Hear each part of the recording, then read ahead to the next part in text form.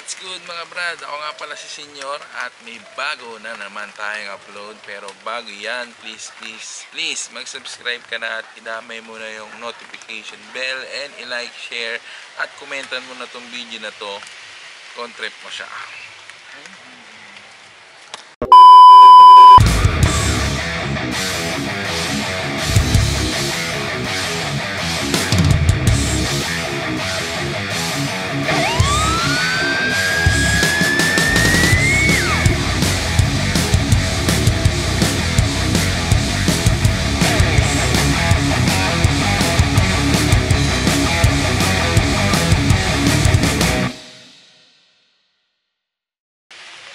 So, kumusta mga brad? Magandang araw sa inyo.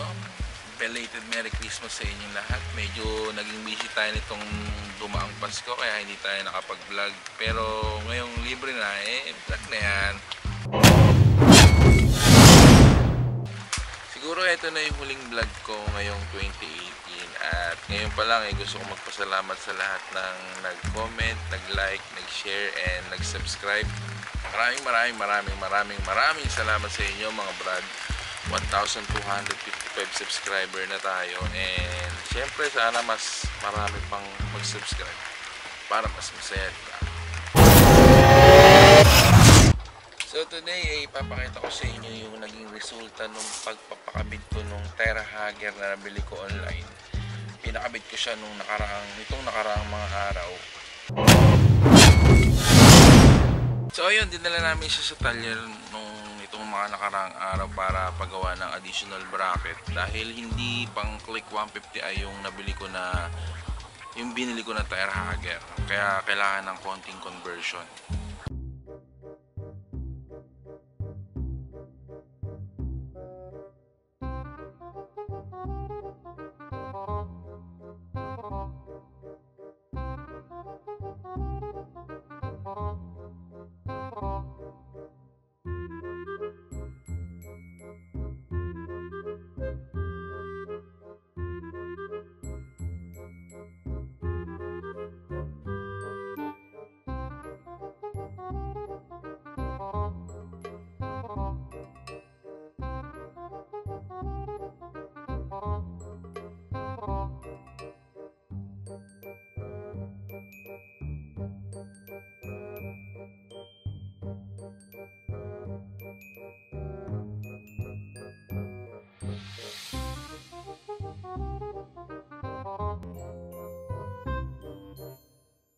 Ayun, so ganito yung nangyari sa unang attempt. Kung mapapansin nyo, mababa siyang tingnan.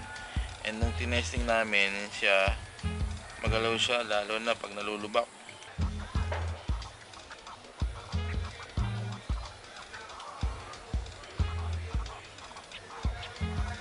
Kaya kinabukasan binalik namin siya para iparetoke yung bracket para mas maitaas namin yung Terra Hager. So ito na ngayon yung kinalabasan niya. Ay, papakita ko sa inyo. So ayan, maganda siyang tingnan kahit papaano, and hindi siya masyadong mauga. Ayan. Itulad dun sa una, makikita nyo naman nung kanina sa video, hindi na siya masyadong matalsik, hindi katulad nung pag wala siyang Terra Hager, sobrang talsik. Pero but for me, mas 100% pa rin yung full Terra Hager. Nasa sa inyo yan kung ano yung trip nyong gamitin. Pero sa akin, satisfied na ako dito sa nakabit ko ng Terra Hager na to. Saka mabagal naman ako magpatakbo kapag nasa baha or nasa puto. Tueng. That's it mga brad.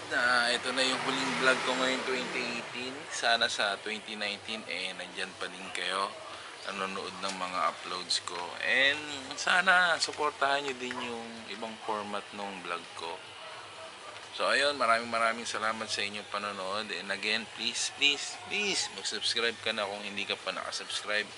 Hanggang dito na lang, see you sa mga susunod pa. Adios 2018, welcome 2019. Happy New Year sa inyo mga brad.